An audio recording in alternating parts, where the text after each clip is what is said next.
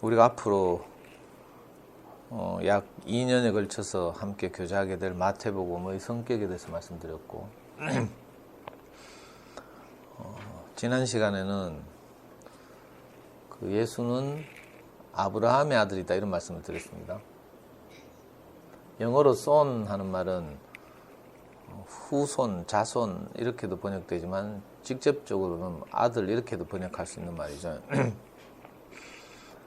신약 성경의 처음 시작은 아브라함과 다윗의 자손 예수 그리스도의 세계다 이렇게 말하고 있습니다. 이건 다른 세계가 있다 이런 뜻이죠. 아브라함과 다윗을 통해서 창설된 새로운 세계가 있다 이런 뜻이에요. 예를 들면 워렌 버핏을 통해서 창설된 주식 투자의 세계가 있죠. 투자의 귀재 이렇게 말하잖아요. 일반적으로 세상 사람들이 살아가는 그런 원리대로 살아가지는 세계가 있는가 하면 그 아브라함과 다윗을 통해서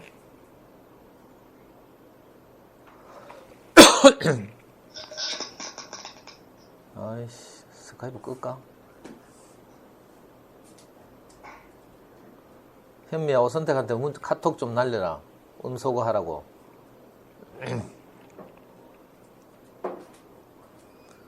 아브라함과 다윗의 그 혈통을 통해서 창설된 한 다른 세계가 있다 이런 뜻입니다. 이 세계를 통해서 그리스도라 칭하는 예수가 났다 이거죠. 지난주에도 말씀드렸지만 모처럼 이렇게 큰 마음을 먹고 성경을 읽으려고 하다가 보면 꼭 오늘 같은 이런 이제 대목에서 막히는 거죠.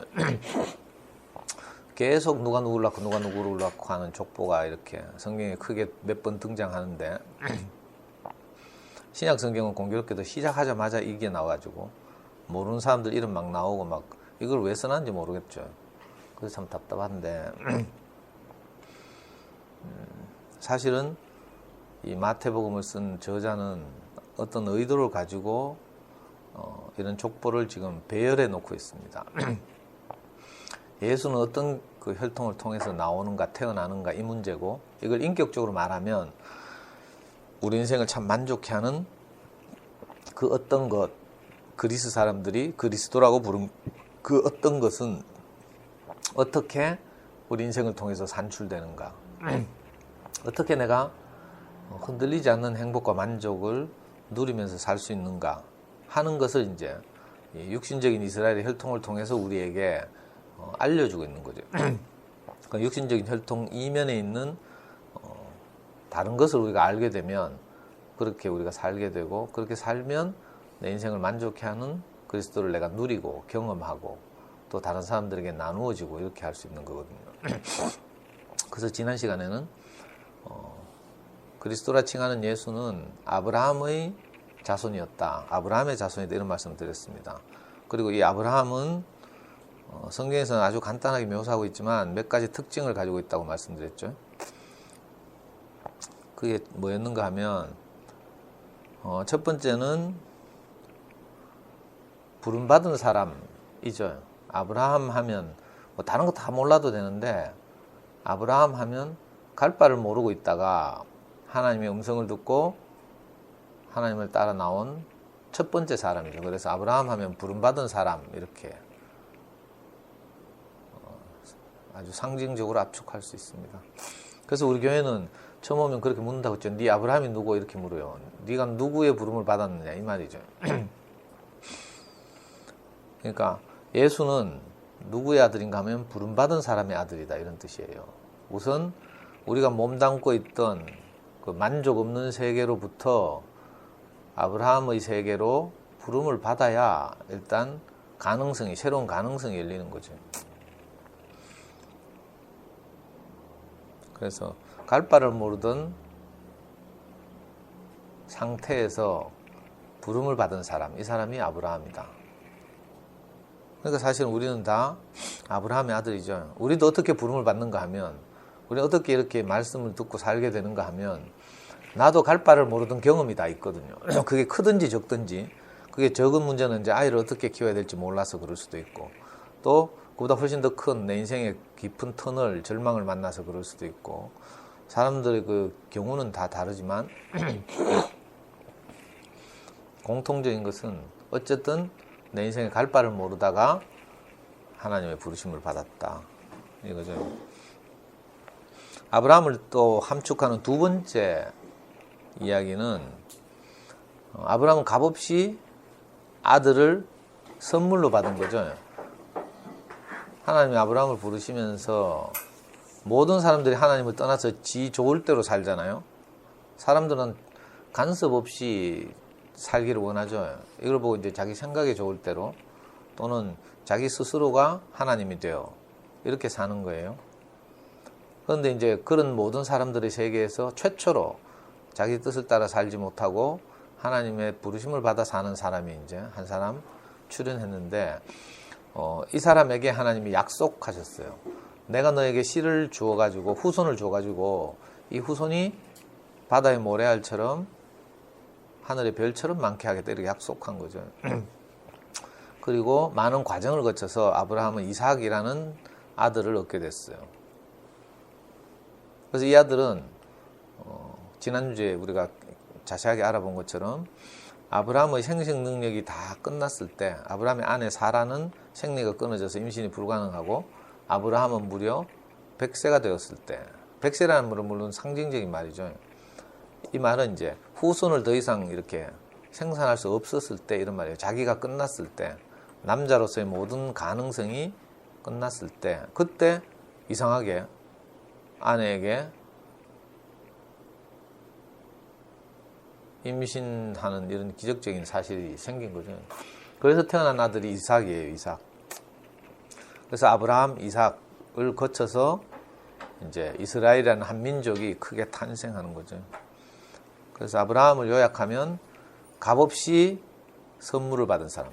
이 선물의 내용은 뭐예요? 이삭이죠. 나중에 인격적으로 말하면 그리스도라고 부를 수 있는, 그 이삭은 나중에 예수의 아주 예표죠, 예표. 예수를 미리 보여주는 그 그림자 같은 것인데,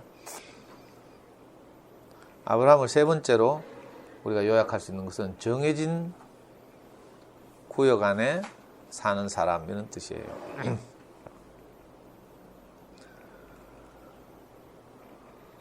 아브라함이 이제 원래는 지금으로 말하면 페르시아 지방에 살았다고 했어요. 이란, 이라크 쪽에 살았는데, 아브라함의 아버지가 거기서 아마 가능성이 없었겠지. 그죠? 그래서 이주를 하기 시작했는데, 이주를 하다 중간에 하란이라는 도시에서 아버지가 금방 죽었어요. 그리고 나서 이제 아브라함이 많은 가족들을 거느리고 이렇게 살아야 하니까 정말 갈 바를 모르게 된 거죠. 그래서 이제 하나님이 뭐라고 말했는가 하면 아브라함에게 내가 너에게 지시할 곳으로 가라, 이렇게 말했어요. 그 지시할 곳이 어딘지는 모르지만 하여튼 하나님이 지시할 곳으로 가라, 이 말에 아브라함이 워낙 갈 바를 몰랐으니까 그냥 그 말을 따른 거죠. 그래서 하나님의 지시한 영역 안에서 사는 사람이 된 거죠. 저도 옛날에 이런 경험이 있는데, 내가 너무 절망적이니까 앞뒤 뒤뒤 제일 겨를도 없어. 그냥 목사님이 내보고 서울에 올라가서 고시원에 들어가서 공부를 하라 하더라고. 그래서 내가 공부를 해서 어떻게 되는지, 과연 합격할 수 있는지 앞뒤 뒤뒤 겨를 재지도 않고 그냥 목사님이 돈 장학금 주면서 이제 고시원으로 보내더라고. 그래서 내가 아무 계산하지 못하고 그냥 서울에 올라간 적이 있거든요. 이런 거죠, 예를 들면. 내가 너에게 지시할 곳으로 가라 했을 때 아브라함은 너무 가난하고 갈 바를 몰랐기 때문에 그것이 어딘지 묻지도 않고 따지지도 않고 그냥 따라왔어요. 가끔씩 이런 분들이 있죠. 묻지도 따지지 않고 따라오는, 뭐 이런 사람이 복이 있다니까. 다른 가능성이 있으면 그 다른 가능성과 함께 길을 계산을 해보는 거죠. 저 인간 따라가는 게 훨씬 내가 행복할지, 아니면 그냥 뭐 이런 식으로 우리가 생각하게 되는 거죠. 근데 아브라함은 갈 바를 몰랐기 때문에 희한하게 하나님이 지시할 곳으로 가서, 지금으로 말하니까 그게 팔레스타인 지방이었어요. 나중에 보니까 가나안 땅이라고 부르는, 젖과 꿀이 흐르는 땅이었는데 그 당시에는 뭐 잘 몰랐지 뭐. 근데 정해진 구역 안에서 살게 됐어요. 그리고 아브라함의 네 번째 이제 특징은 셋터를 닦는 사람, 이렇게 말했어요. 요즘 보면 이제 북한에서 탈출해가지고 남한에 내려와서 정착하는 사람들을 보고 뭐라고 불러? 다 안 해? 좀 시사상식이 좀 있네. 세터민 이렇게 부르죠. 그러니까 세터를 닦는 거죠. 북한에서 자기 고향도 있고 뭐 집도 있고 이랬을 거 아니에요. 거기를 탈출해 나와서 이제 낯선 곳에 와서 새로운 기반을 닦는 거잖아요. 그래서 이 사람들을 세터민 이렇게 불러요. 아브라함이 꼭 그 입장이죠. 메소포타미아 지방에서 탈출해 나와서 낯선 땅에 와가지고 여기서 이제 새로운 틀을 닦는 이런 사람이 됐어요. 우리도 다 그렇죠. 원래 내가 살던 기반을 떠나서 낯선 사람들과 이렇게 어울려서 함께 살게 되니까 처음에는 낯설고 어색하고 이래서 다 막 좀 부담도 되고 있잖아요. 또 처음 보는 사람들 앞에서 자기 이야기 하려고 하니까 이것도 보통 일이 아니잖아. 근데 신기하게도 하나님 우리를 이렇게 부르셔서 새로운 기반을 닦게 하는 거죠. 아브라함은 바로 그런 사람의 조상이다 이런 뜻이에요. 그리고 우리는 예수는 이런 사람의 자손인 거죠. 예수가 이런 사람의 자손이라는 말은 다시 말하면 오늘 우리도 이 노선 안에 있다 이런 뜻이에요. 우리도 갈 바를 모르다가 부름을 받았고 값없이 아브라함이 이삭을 얻은 것처럼 우리도 값없이 새 생명을 얻었고요. 말씀을 듣다 보면 이상하게 내 안에 다른 마음이 생기죠. 이 육체 안에 담긴 이 다른 마음을 누군가 새 생명이라고 불렀어. 요한이라는 사람이 그렇게 불렀죠. 그래서 우리는 값없이 새 생명을 얻었죠. 그리고 새로운 사람들과 함께 새로운 영역에서 살게 됐어요. 이게 하나님이 줄로 정해진 구역이라는 뜻이죠. 그리고 우리는 여기서 함께 살면서 새로운 틀을 닦게 됐어요. 세상의 가치대로 살지 않고 옳고 그름대로 사는 것이 아니라 사람을 살리고 소통하고 서로 행복을 나누고 이렇게 사는 이런 전혀 새로운 삶을 새로운 삶의 기반을 닦는 이런 사람이 된 거죠. 그래서 우리는 담대하게 아브라함의 자손이다 이렇게 말할 수 있게 된 거예요. 그래서 예수는 아브라함의 자손이다. 그리고 오늘은 이제 아브라함의 자손일 뿐만 아니라 다윗의 자손이다. 오늘은 다윗의 자손. 성경의 신약 성경의 시작은 아주 신기하죠. 아브라함과 다윗의 자손, 예수 그리스도의 세계다 이렇게 선포하고 시작해요. 그러니까 한마디로 요약하면 이스라엘의 역사는 아브라함에서 시작해서 다윗에게서 가장 이제 번창한 흥성한 이런 이제 국가가 된 거죠. 표면적인 이스라엘은 우리나라로 말하면 조선시대로 말하면 세종대왕쯤 될란가 몰라. 그죠? 옛날에 삼국시대로 말하면 광개토대왕, 뭐 장수왕 이쯤 되겠죠. 다윗에게도 이제 그냥 다윗 하면 우리가 잘 모르잖아요. 영어로는 데이비드. 영어로 데이비드를 이제 우리말로 번역할 때 다윗 이렇게 부르는데 이 다윗이 어떤 사람인가 하면 첫 번째는 은혜의 혈통에서 나온 사람이라고 이제 목사님이 정리했더라고요. 왜냐하면 나중에 이제 다음 주나 때 더 자세하게 우리가 함께 보겠지만 다윗에게 오기까지 14대나 아브라함으로부터 14대가 흐르거든요. 14대가 흐르는데 까딱하면 혈통 끊어질 뻔해. 우리 왜 이조시대 때 이 남자가 안 태어나면 장손이 안 태어나면 그 대가 끊어지잖아요. 이런 거 비슷하게 대가 이어질 수 없는 위기가 이스라엘 족보 안에서 여러 번 있었어요. 아브라함에서 예수가 태어날 때까지 42대인데 그러니까 14 곱하기 3이야. 맞나? 14 곱하기 3이죠. 14대, 14대, 14대 이렇게 세 번이 흘러오는데 첫 14대에서 완전히 위태로웠죠. 자, 아브라함이 이삭을 낳아요. 이삭이 야곱을 낳죠. 야곱이 유다와 그 형제들을 낳아. 12형제들을. 그리고 다시 유다에게서 누가 나와야 되는데 마태복음 1장 잘 보면요. 갑자기 2절인가 3절에서 유다는 다말에게서 베레스를 낳고 이렇게 돼 있어요. 유다는 다말에게서 유다는 유다와 다말의 관계가 어떤가 하면 다말이 유다의 아내가 아니에요. 누군가 며느리야, 며느리. 무슨 말인지 알겠어요? 유다가 아들이 셋인가 뭐 있었는데 그 막내 며느리인가 이게 다말이야. 근데 다말의 남편인 유다의 아들이 죽었어요. 이스라엘 법도에 따르면 아들이 죽으면 다른 형제들이 그 여자를 받아들여야 돼. 왜냐하면 땅을 물려줘가 먹고 살게 해야 되니까. 이걸 보고 기업이라고 부르죠. 기업. 요즘 말로는 엔터프라이즈라고 하는데 옛날엔 땅이죠. 그 다말이 유다의 몇 번째 아들인지 내 기억이 정확하지 않은데 세 번째 아들인가 하고 결혼했어. 근데 유다의 아들이 죽은 거라. 그리고 아들 하나를 더 줬다? 근데 또 죽었어. 그러니까 이 여자한테만 가면 아들이 다 죽는 거라. 우리말로 뭐예요? 서방 잡아먹는 년인 거죠. 그러니까 유다가 가만히 생각하니까 안 되겠는 거라. 그래가지고 한 아들인가를 안 줬지. 한 개 남가놓고 죽을까 봐. 그랬더니 다말은 지금 먹고 살아야 되잖아. 굶어 죽게 생겼거든. 왜냐하면 남편이 있어야 그 남편의 땅을 통해서 식량을 공급받고 이제 이렇게 사는 거예요. 그러니까 다말의 입장에서는 생존과 관계된 문제가 목숨 걸고 내가 살아야 하니까 어떤 아이디어를 떠올렸는가 하면 창녀를 변장해가지고 시아버지한테 술을 잔뜩 먹인 다음에 술 취했을 때 시아버지를 덮친 거라. 있을 수 없는 일은 요즘 말로 근친상간이 일어났어요. 그래가지고 이 며느리 다말이 시아버지 유다의 자식을 낳게 된 거라. 그 자식이 누구라고요? 베레스와 세라, 쌍둥이를 낳았어. 유다는 다말에게서 베레스와 세라를 낳고 이렇게 돼 있어요. 그러니까 자, 우리는 예수 하면 굉장히 위대한 분인 줄 알잖아요. 훌륭하고 막 이런 분인 줄 알죠. 근데 알고 보면 예수의 족보는 이런 거라. 정말 부끄러운 족보지, 부끄러운 족보. 또 그 밑에 가면 누가 있지? 기생 라합이 등장해. 이거 다음 시간에 더 자세하게 알아볼 텐데, 기생 라합은요 이스라엘 사람이 아니고 이스라엘이 이제 가나안 땅에 쳐들어갈 때 가나안 땅에 살던 사람이라. 가나안 땅에 여리고라는 성이 하나 있는데 그 성의 기생이라. 기생. 이 말은 무슨 말인가 하면 자기 조국 여리고에서 아무 희망 없이 살았다 이런 뜻이죠. 가장 밑바닥에서 기생으로 몸을 팔면서 살았으니까. 그런데 그때 이스라엘 사람 2명이 스파이로 이제 여리고성에 잠입해 들어와서 여리고성의 사정을 이렇게 알아보다가 그만 정체가 탄로났어. 그래가지고 막 쫓기게 됐는데 그때 이 기생 라합이 자기 조국을 배신하고 그 스파이 2명을 숨겨준 거라. 그래가지고 이 스파이들이 살아났어요.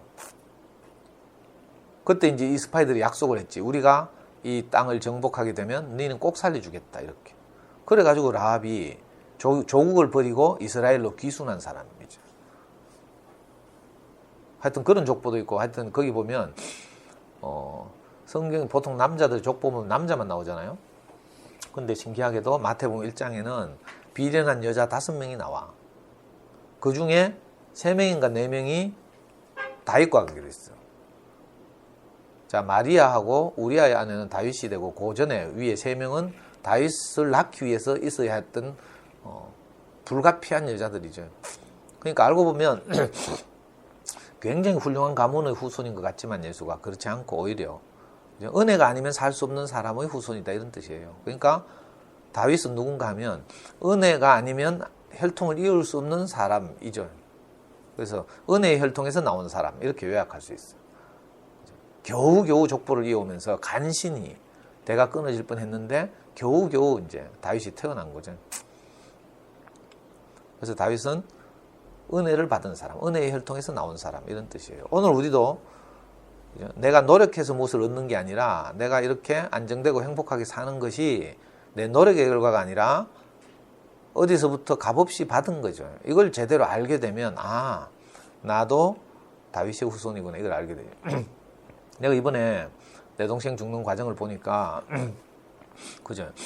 나중에 재밌는 게 죽기 한 일주일쯤 전에 문병을 가보니까 이제 암덩어리가 이제 자라가지고 이제 이 배에서 계속 커지고 있는 거죠. 그러니까 신경을 눌러가지고 하반신이 퉁퉁 부었어. 다리가 위로는 완전 빼짝 말라가지고 막 가죽밖에 안 남아있고 다리 쪽으로는 퉁퉁 부어서 부종이라죠. 붓기가 막 생겨있어. 근데 재밌는 게 밤에 자다가 내 동생이 저쪽 다리 끝이 간지럽다는 거라. 근데 우리는 간지러우면 그 부위를 긁으면 되잖아. 근데 일어날 힘이 없으니까 다리를 못 긁는 거예요. 그래가지고 막 처음에는 이제 와이프를 옆에서 자는 와이프를 깨우잖아. 그것도 한두 번씩 미안해가 못 깨우는 거라. 그러면 있잖아요. 나중에 보니까 이거 효자손 있지. 그거 하나 갖다 놨더라고. 그래서 효자손 가지고 이제 닿으면 끓고 안 닿으면 못 끓는 거라. 그러니까 미치지. 이제 왜 우리 해봐서 알지. 간지러운데 못 끓고 있으면 미친다니까. 그래, 내 동생 이야기를 들으면서 내가 알게 된 게 있어. 야, 간지러운 걸 긁을 수 있는 것도 은혜구나. 그죠? 우리는 뭐 일상적이라고 생각하죠. 근데 우리가 늘 진부하게 들었던 말이지만 숨을 쉬는 것도 은혜인 거죠. 마지막에 딱 운명할 때 보니까 마지막 숨을 내쉬고 들이쉬지 못하니까 딱 이제 운명하더라고. 그러니까 우리 형이 바로 그죠? 냉정하되 바로 이상한 기계 갖고 와서 딱 연결해가지고 쩌르륵 하니까 그래프가 쩌르륵 나와. 그 그래프에다 사인 딱 하더라고. 그럼 이제 사망을 확인하는 거지. 별거 아닌 거지, 인생이. 그러니까, 숨을 들이쉴 힘이 없으면 죽는 거지. 그러니까, 숨을 들이쉴 수 있다는 것도 은혜인 거예요. 하나하나가 은혜 아닌 것이 없죠. 잠을 자는 것도 은혜인 거야. 밤에 잠을 못 자더라. 그죠? 계속 뭐 가수면 상태처럼 10분도 제대로 깊이 자는 적이 없어. 그래가지고 계속 오랫동안 있더라고. 그러니까 가난한 사람도 미치죠. 항상 이렇게 24시간 대기하고 이래야 되니까. 자, 우리가 이런 상황이 돼 보면 내가 지금 누리고 있는 것이 모든 것이 은혜였구나 이걸 알게 돼요. 그러니까 우리는 다 다윗의 후손이죠. 내가 굉장한 능력을 가져서 내가 똑똑해서 그죠? 이렇게 내가 인생을 산 것 같지만 사실은 알고 보면 다 은혜 아닌 것이 없었어요. 우리가 부모님으로부터 출생한 것도 은혜고요. 이렇게 잘 자란 것도 은혜고, 가정을 이루게 된 것도 은혜고, 또 우리 사회에서 아이들이 태어난 것도 은혜고, 하여튼 은혜 아닌 것이 없죠.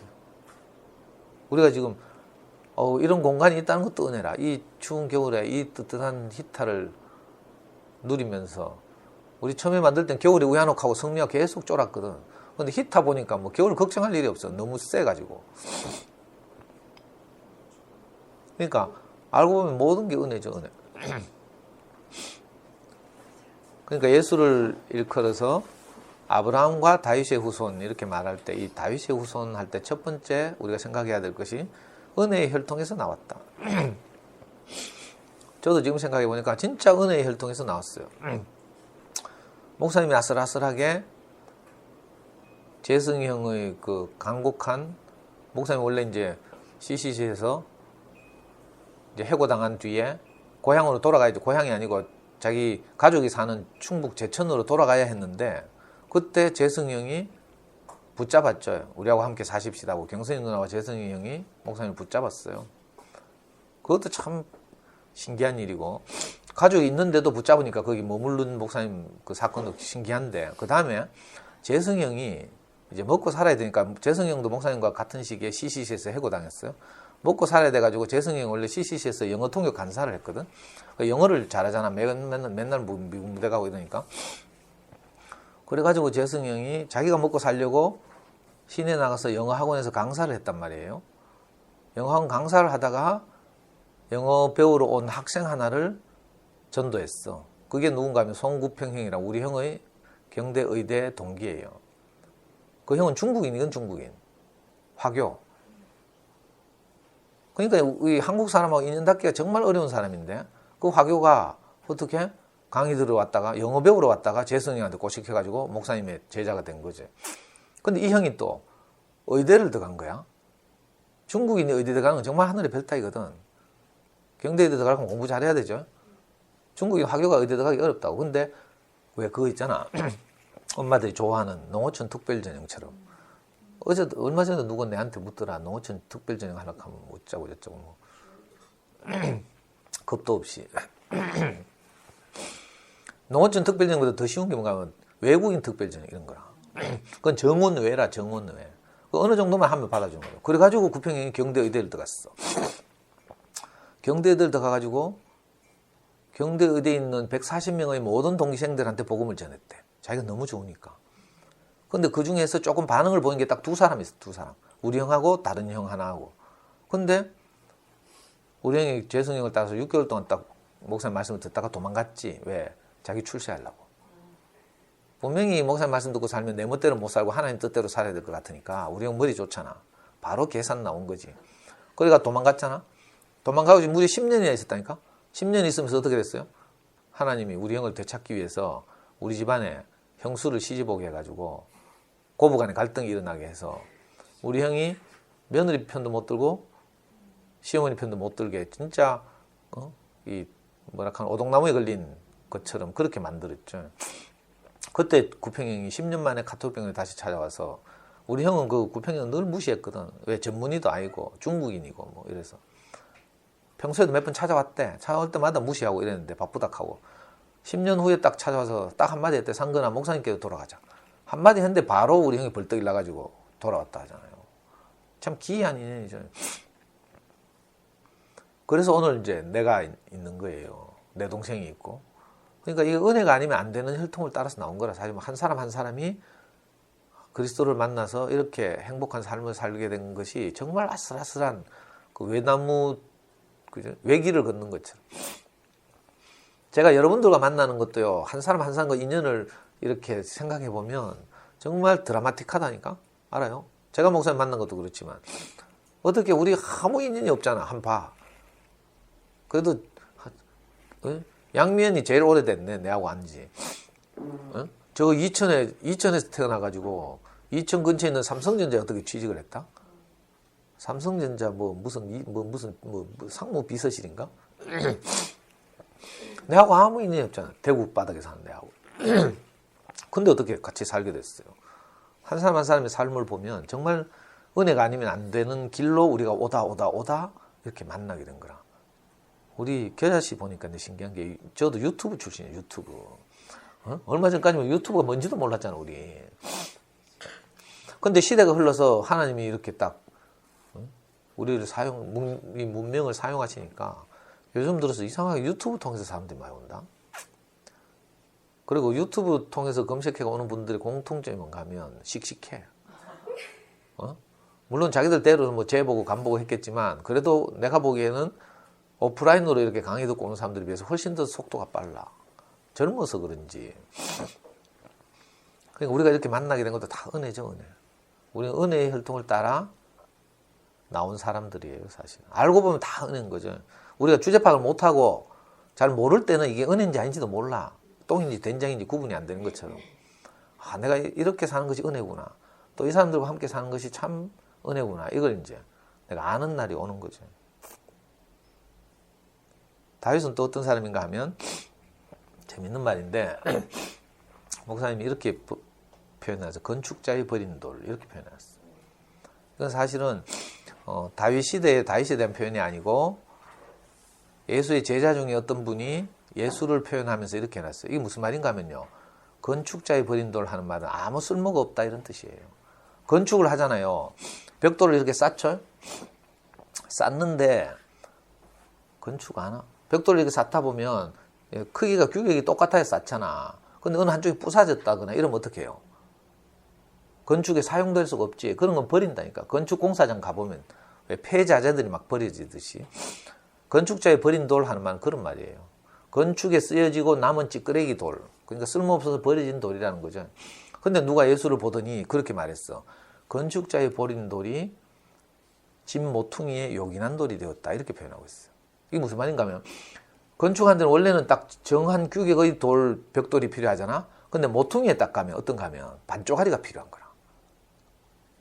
무슨 말인지 알겠어? 옆모서리와 옆모서리를 연결해야 되니까 그때는 온토막 하면 툭 튀어나오잖아. 온토막이 아니라 반토막으로 딱 해서 옆과 연결해야 돼. 그러니까 건축자가 버렸지만 누군가가 사용하니까 어떤 집에서는 아주 요긴한 모퉁이 돌이 되었다 이렇게.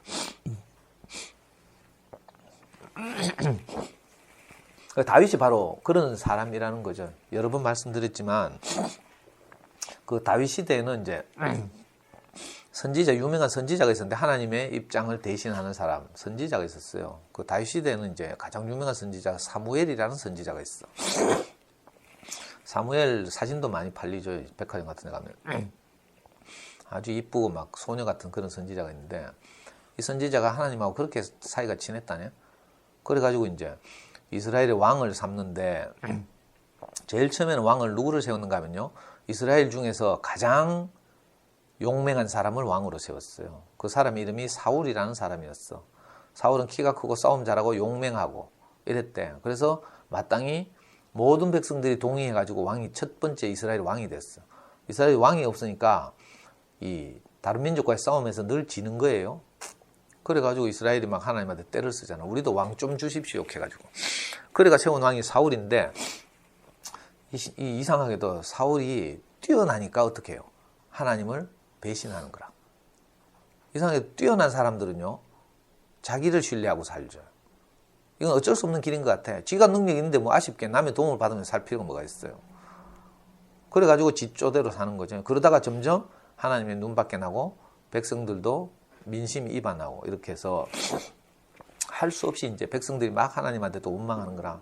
우리한테 좀 좋은 왕을 다시 주십시오. 이렇게 해가지고 하나님이 이 사무엘을 이제 보내가지고 두 번째 왕을 택하게 하는 장면이 있죠. 성경에 유명한 장면인데 하나님이 그 선지자 사무엘을 보고 저쪽에 가면 이새라는 사람의 집이 있는데 거기 가면 이 왕감이 하나 있다 하면서 가서 찾아라 하는 거라. 그 당시에는 이제 선지자가 왕감에게다가 기름을 붓죠. 올리브 기름을 부어서 왕으로 선택하는 거라. 신정사유라고 할 수 있죠. 그래서 이새 집에 갔어.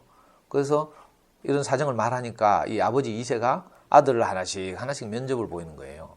근데 사무엘이 아들을 하나 보니까 아니야. 다음 아들 음낙해가 왔어. 아니야. 세 번째 아들 왔어. 아니야. 7명이나 데리고 왔는데도 아니래. 그래가지고 이상하다 하면서 사무엘이 더 없나 물으니까 한 놈 더 있긴 한데 그러면 볼 것도 없습니다. 이렇게 된 거예요. 왜? 너무 키도 작고 못생겼고 양밖에 칠 줄 모르고 그래가지고 저 양치로 보냈습니다. 이렇게 된 거예요. 그러니까 8번째 아들이라는 뜻이죠. 근데 사무엘이 걔 데리고 와봐라 이래가지고 데리고 오니까 첫눈에 바로 이 사람이 왕감인 거라. 이게 무슨 말이겠어요? 하나님의 세계에서는 사람들이 생각하는 것과 완전히 다르다 이런 뜻이죠. 이거 참 신기한데 살아보면 저는 이제 이렇게 목사님 말씀 듣고 교회 안에서 살아보니까 이게 너무 분명해졌어. 세상에서 능력 있는 사람이 환영받죠. 근데 하나님 나라에 딱 오니까 어떤가 하면요. 능력 있는 사람은 자기 자랑밖에 없어. 근데 보잘것없고 이런 사람들이 형제를 소중하게 생각하고 진실하고 이렇더라고. 참 신기하죠. 그러니까 하나님 나라는 어떤 사람이 하나님의 마음에 드는 사람인가, 또 많은 백성들이 좋아하고 지지하는 사람인가 하면 이렇게 자기 자랑이 없는 사람, 건축자의 버린 돌 같은 사람, 이런 사람인 거죠. 그래서 나중에 예수님이 왔을 때 누군가가 그렇게 묘사한 거죠. 건축자의 버린 돌이 진모퉁이여 요긴한 돌이 되었다 이렇게 묘사하는 거예요. 이건 내 동생 보니까 그렇다 했죠. 내 동생은 뭐 다윗은 8번째 아들이지만 내 동생은 셋째 아들이야. 우리 3명 중에. 누가 봐도 있잖아요. 처음에는 우리가 다 절망적이었지만 목사님 만나서 말씀 듣고 회복되고 나니까 그 전적인 능력도 하나님이 사용하시는 거라. 그리고 우리 형 같은 경우 어느 날 저렇게 큰 병원을 운영해. 처음에는요 조그만 로컬 심경외과 저 비산동 꼴짝에서 했는데 어느 날 보니까 막 저렇게 대형 병원, 10층짜리 병원 막 저걸 척척척 운영하고 있어. 그래가지고 돈도 잘 벌고 헌금도 잘하고요. 또 교회 형제들 취직도 많이 시켜가지고 병원에 가면 막 돌아다니다 보면 막 교회 형제들 막 맨날 받쳐. 청소하는 사람부터 시작해서 이사장까지 다 병원 형제들, 교회 형제들 그래가. 그러니까 참 크게 쓰이잖아요. 표면적으로 볼 때. 그 다음에 저는 제 입으로 이런 말 하기 좀 그렇지만 저도 목사님 말씀 듣고 회복되고 안정되고 나니까 어느 날부터 하나님이 길을 열어주셔가지고 내가 학부모들 만나서 이렇게 마음을 얻게 되고 이러면서 우리와 함께 사는 사람들이 많아졌죠. 가보니까 신기하더라니까. 중심부대로 막 순마다 호세우치 출신이 없는 순이 거의 없고 청년부 가면 더해. 아래 내 토요일에 성미학 간증한다 해서 청년부 가보니까 한 절반이 호세우치 출신 같아. 좀 과장하자면. 하여튼 앞으로 가면 더 할 거라 아마. 그러니까 나도 좀 나름대로 교회에서 유명하거든. 그래가지고 해외 선교도 막 가고 막 이러잖아. 근데 내 동생은 전혀 안 그랬거든. 진짜 쓸모없어서 버린 세상도 버렸고 교회 안에서도 이름 없이 살던 그런 형제인데 신기하게도 하나님이 사용하시니까 이번 동생 장례식장 보니까 진짜 내가 기절할 뻔했다니까. 뭐 좀 열심히 산 건 맞고 행복하게 살았지만 이렇게 많은 형제들이 사랑할 줄 몰랐어. 내한테는 아무도 안 오는데 상구한테는 전부 막 가고 이러대. 내 죽을 때 되면 우리 호세치 출신들은 좀 오겠지. 그 이번에 보니까 야, 하나님이 어떤 사람을 영광스럽게 하시는가, 어떤 사람을 정말 소중하게 생각하시는가, 이거 금방 알겠더라니까. 그죠? 옛날에는 목사님 가면 내하고 우리 삼형제 중에 목사님하고 제일 친한 게 내거든. 난 직접 목사님 만나서 상담해가지고 교회를 왔잖아. 우리 형은 목사님한테 가는 걸 좀 두려워했다니까. 내 때문에 목사님하고 좀 친해졌어. 그랬는데 어느 날부터가 이 순모임 시대가 되면서 김상구가 막 이름을 내기 시작하더니 형제들과 아주 깊이 짜여지고 정말 형제들 사랑하고 섬기고 이런 일에 헌신하더라고. 그래가지고 이번 장례식장 보니까 그 인생을 알려면 장례식장에 가는 말이 있잖아. 그 사람이 어떻게 살았는지를 보려면. 근데 이번 내가 깜짝 놀랐잖아. 그 진짜 발 디딜 틈도 없이 형제들이 몰려와서 애도하고, 그것도 목사님이 입관 예배를 하는 것도 아닌데 진짜 깜짝 놀랐어요. 그러니까 상구를 보면 금방 다윗이 누군지를 알 수 있어. 금방 감이 딱 잡히는 거죠. 그리고 사실 알고 보면 우리는 다 다윗 같은 사람이에요. 표면적으로는 나나 형은 상구보다 좀 나을 수 있지만 사실은 우리는 천사에 비해서 다 보잘것없는 흙으로 지어진 인생인 거죠. 그냥 우리끼리 비유하자니까 그런 거지, 사실은 우리는 능력 있는 세계에서 다 어쩌면 탈락한 사람들이고, 그죠? 만약 능력이 있었으면 우리는, 저 같으면 남자들은 여의도나 이런 데 가 있어야 되고 여자들은 청담동 가 있어야 돼. 거기서 뭐 거닐고 있어야 되는데 우리는 전부 여기 뭐 달서구 유천동 와가지고 지금. 그러니까 우리는 천사가 될 수 없는, 그죠? 흙으로 지어진 인생이라는 거죠. 연약하고. 그런 점에서 우리는 사실은 다 다윗이에요. 그러니까 건축자의 버린 돌 같은 이런 사람이죠. 또 다윗의 세 번째 특징이 뭔가 하면 다윗은 항상 권위 아래 있었어요. 권위를 소중하게 생각하는 사람. 다윗은요, 많은 과정을 거쳐서 온 백성들이 막 당신이 왕이 되라고 막 추천을 했어. 유명한 거 있죠. 골리앗과의 싸움에서 이기기도 하고. 그죠? 그래가지고 백성들이 첫 번째 왕 사울이 계속 건방지고 막 이러니까 백성들이 민심 이반해가 전부 다윗에게로 오는 거예요. 그래서 백성들이 전부 다윗 보고 왕하라고 막 펌프질 하는 거야. 근데도 다윗이 절대 교만하지 않는 거라.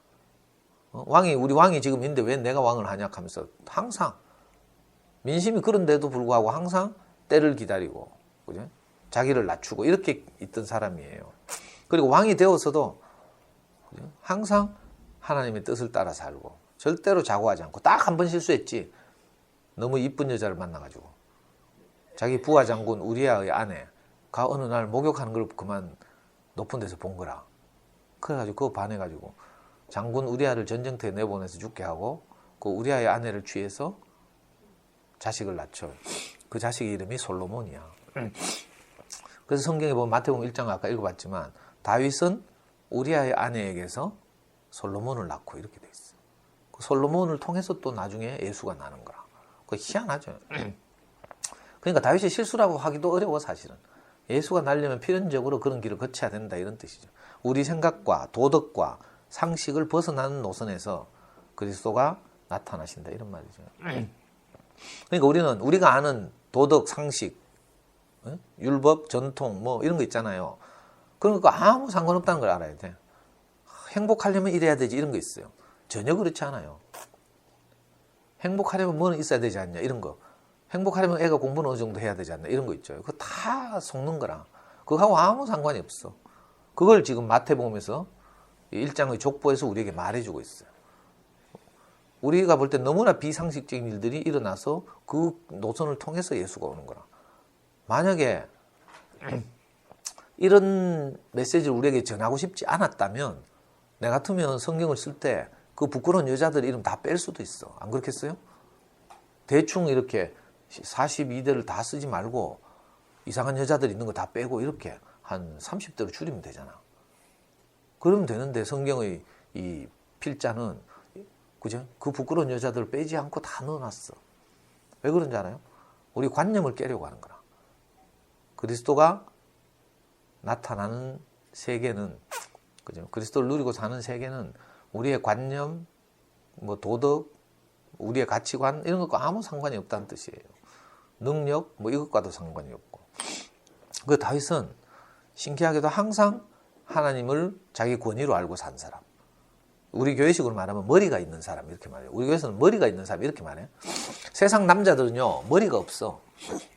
이게 무슨 말인지 알아요? 지가 이건 거라 이거. 모든 남자들이 그래. 이번 주에도 어제도 우리 교회 어떤 처녀 아가씨가 내한테 결혼 상담을 왔어.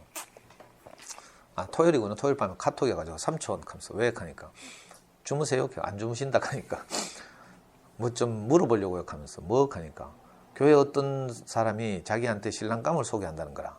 직업은 어떻고 뭐 가문은 좋고 뭐 시아버지 시부모님 될 사람 다 착하고 뭐 신랑 직장 좋고 뭐 쫙 이야기하더라고. 그래서 삼촌 어떻게 해요? 하면서 갈등 생겨요 하더라고. 그래서 내가 딱 한 줄 딱 썼어요. 카톡에다가. 아담은 아무리 좋아도 아담이다. 이렇게 딱 썼어. 그러니까 얘가 금방 알아듣대. 이게 무슨 말인지 알아요? 아담 하는 말은 하나님을 떠난 사람을 대표하죠. 인류는 딱 두 종류로 나눌 수 있다고 했어요. 아담과 그리스도. 딱 두 종류예요. 특징이 뭔가 하면 아담은 지가 지 인생의 머리인 사람. 그러니까 쉽게 말하면 지 멋대로 사는 사람. 자, 그리스도는 누군가 하면 자기 인생을 자기 멋대로 살지 않는 사람. 권위 있는 사람, 권위 아래에 있는 사람. 자기 인생을 이끌어가는 머리가 있는 사람. 이런 사람이 그리스도죠. 세상 모든 청년들 보면 다 지가 자기 인생의 머리예요. 저도 그랬고 뭐. 그러니까 아무리 직업 좋아도 아담인 건 똑같은 거라. 결국 지 쪼대로 산다니까. 근데 교회 안에 있는 형제들 보면요. 아무리 직업 변변찮고 이래도 어떻게 살아요? 권위 아래서 살아. 항상 자기 인생을 자기가 결정하지 않고 자기 인도자에게 묻고 이렇게 사는 거죠. 그러니까 안정감 있지, 안정감. 저도 옛날에 내 멋대로 살다 노름하고 빚지고 막 패가 망신하고 이랬잖아요. 대부분 남자들이 그래요. 물론 착하고 성실한 사람이 있지만 성격 좋고 온순한 사람이 있죠. 그 안을 들여다보라니까. 부드러운 것 같은데 훨씬 더 질긴 아담이 숨어 있어. 그래서 내 애한테 바로 그렇게 딱 말했거든. 아담은 아무리 좋아도 아담이다. 이렇게 하니까 얘가 금방 알아들어. 그러면 삼촌이 좀 구해주세요 하면서. 그런데 좀 기다려봐라 하면서 교회 총각들 명단을 일단 한번 정리해봐라 하면서 다음 주에 한번 보자 하면서 그 명단 보고 내가 걔한테 어울리는 애 하나 찍어가지고 내가 소개하려고. 예를 들면 이런 거죠. 예를 들면 인생을 자기 마음대로 사는 사람인가 아니면 권위 아래 있는 사람인가. 다윗은 철저하게 하나님을 자기 권위로 알고 이렇게 살았어. 그러니까 하나님이 사랑하지 않을 수 없는 거예요. 우리도 교회 안에서 보니까 그죠? 누구 말을 듣고 사는 사람이 하나님의 사랑을 받고 교회에 큰 은혜를 입더라고. 내 동생이 그랬지. 근데 이번에 입관식 때 장례식에서도 그렇게 말했지만 내 동생은 옛날부터 이상하게 그 형의 권위를 인정하더라. 우리 삼형제잖아. 우리 형이 어릴 때 맨날 우리 때리고 이랬거든. 지 인생이 막 잘 안 풀리니까 우리 형 의대 다니면서 공부할 데가 없어가지고요. 친구 집에 가서 공부했거든. 우리 집은 단칸 제빵이고 이러니까 일주일에 한 번씩 주말만 되면 옷 갈아입으러 와. 옷 갈아입으러 오면 엄마가 형 기다렸다가 형을 남편처럼 생각했으니까 막 동생들이 막 애미긴 이야기를 쫙 하는 거라. 그럼 우리 형 한 일이라고는 주말에 우리 집에 나타나면 우리는 공포지, 공포. 그러니까 우리 막 숨고 있잖아. 막 만화방에 가서 안 오고 막 가면 막 찾으러 와가 또 끌려가가지고 맞고 막 이랬거든. 그래서 나는 어릴 때부터 그런 데 대한 반발심이 있어가지고 형을 인정을 안 하고 권위를 인정을 안 했어. 근데 내 동생은 항상 인정하고 형님 하고 있잖아. 나는 지금도 막 어제도 우리 형 내 옆에 지나가는데 교회에서 내 생 깠잖아. 근데 내 동생이 있잖아. 형님 하면서 막 희한하대. 그러니까 사랑받는 거라. 우리 형사한테도 사랑받고 막 항상 권위를 인정하고 사니까 나는 그게 잘 안 되더라. 그래서 교형제는 내만 보면 가자. 니는 네 색깔대로 살아라 하면서. 형들이 나를 위로하려고 하는 말이 그거라. 니는 네 색깔대로 살아라. 다윗이 바로 그런 사람이죠. 하나님의 권위를 인정하고 살기 때문에 역설적으로 자기 자신에게 권위가 생기는 거라. 참 이상한 일이에요. 왜 우리가 아이를 키울 때 그렇잖아. 부모님이 똑바라야 말을 해도 말빨이 생기죠. 근데 나는 엉망으로 하면서 애들한테 뭐라 하면 애들이 바로 반박하거든. 엄마는 왜 하는데 하면서. 이렇게 하면 할 말이 없죠. 권위가 땅에 떨어지는 거라. 그러니까 먼저 그 자신이 권위 아래 있는 사람, 권위를 인정하는 사람이 또 다른 사람으로부터 권위 있는 사람이 되는 거죠. 참 신기한 일이에요. 제가 그래 남의 말을 잘 안 듣고 사니까 내하고 함께 사는 우리 자매들이 내 말 잘 안 듣잖아. 내 권위가 없어. 특히 요 1번 성미와 그죠. 근데 누구 말을 잘 듣고 사는 사람은 이상하게 목사님 보니까 항상 권위 아래 있어. 그렇게 사람들이 좋아하고 하면 좀 높아질 만도 한데 전혀 그렇지 않고 항상 자기는 십자가에 못 박힌 예수를 따른다. 나는 아무것도 아니다. 이렇게 말씀하고 늘 그 자리에 있는 분이죠. 그러니까 형제들이 그분을 더 신뢰하더라고. 더 좋아하고 더 존경하고 이렇게. 다윗이 바로 그런 사람의 대표죠. 권위 아래 있는 사람. 우리도 어떻게 사는가 하면 이렇게 살아봐. 권위 아래서. 남편을 개무시하고 이래 살지 말고 당신이 하는 것이 옳지 않은 것이 없습니다. 이렇게 하면서 살아보라니까. 그러면 남편이 저절로 사랑해줘요. 전부 근데 똑똑해가지고 막 있잖아. 남편 알로 보고 막 아이고 저 인간이 하고 막. 그냥 남편 은혜를 못 받는 거라. 그리고 이렇게 권위 아래에 있었기 때문에 마지막으로 다윗은 이스라엘 역사상 가장 영광스러운 왕이 되었대. 영광의 왕이다 이런 뜻이죠. 그리고 역사적으로는 다윗이 이스라엘에서 가장 뛰어난 영광스러운 왕이었지만 나중에 인격적으로는 예수가 왔을 때 예수의 제자들이 뭐라고 했는가 하면 그죠? 예수를 가리켜서 호산나 다윗의 자손이요 하면서 예수가 가는 길에 막 종려나무 가지를 깔고 이러면서 환영하죠. 영광의 왕이 오셨다 이렇게 표현하는 거예요. 이건 이제 그 다윗이 이스라엘의 역사적 왕이었던 것처럼 예수가 우리 인생을 가장 영광스럽게 한 그런 훌륭한 분이다 이런 뜻이죠. 예수는 인격적인 우리의 인도자. 다윗은 역사적으로 이스라엘에서 가장 위대했던 왕이죠. 그래서 이스라엘 시대에 다윗이 있을 때가 가장 강성했대. 열방이 다윗에게 굴복하고 있잖아요. 전쟁만 하면 이기고 막 이랬다잖아요. 영토도 제일 넓어지고. 우리가 그러니까 아브라함과 다윗의 후손으로 오신 예수를 따르는 거죠. 이 말은 사실은 이 예수라는 말을 그죠? 우리 인생을 딱 대입하면 돼요. 예수도 사람이거든. 우리도 그렇고. 그러니까 우리가 바로 이런 분의 후손이라는 거죠. 그러니까 알고 보면 이런 분을 우리가 따라 살면 우리 인생도 저절로 영광스러워져요. 내가 아이를 정말 깊이 사랑하게 되잖아. 그러면 내가 영광스러워진다니까. 아이고 내가 어떻게 이런 말을 할 수 있지? 하면서 스스로 막 감탄하잖아. 내 안에 있는 깊은 것을 표현해낼 때, 그죠?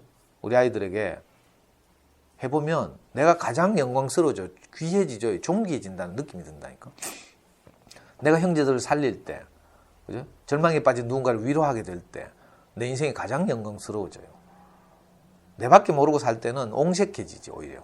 근데 반대로 우리가 이렇게 함께 살면서 서로를 격려하고, 서로를 위하고, 서로를 살리는 말을 하고 이렇게 살아보면 이상하게 내 가치가 높아져서 가장 영광스럽게 되죠. 원래 우리는 보잘것없는 사람들이었는데 아까 말한 것처럼 건축자의 버린 돌이고 은혜 없이는 살 수 없는 사람이고, 그죠?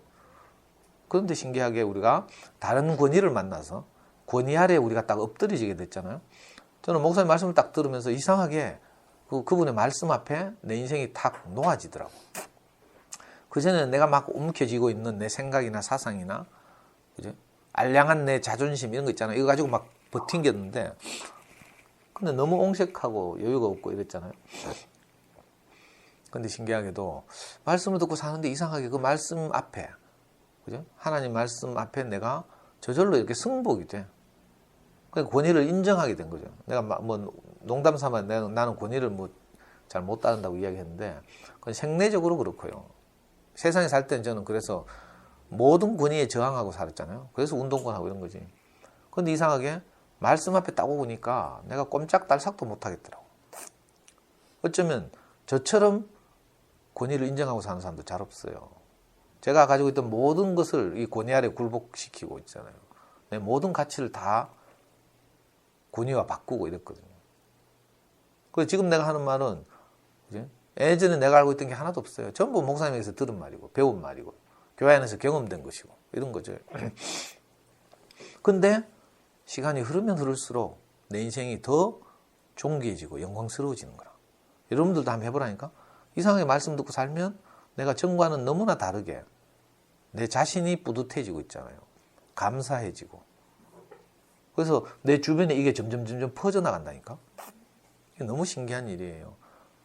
저는 요즘도 이걸 늘 보고 있어요. 아이들, 내하고 같이 연구소에 생활하는 아이들에게서도 그런 모습이 나타나고, 또 엄마들에게서도 그렇고. 최근에도 우리 연구소 엄마가 지난주 금요일 강의를 듣고 자고 상담하러 와가지고 어제 청년부에 하나 왔잖아, 아래. 그죠?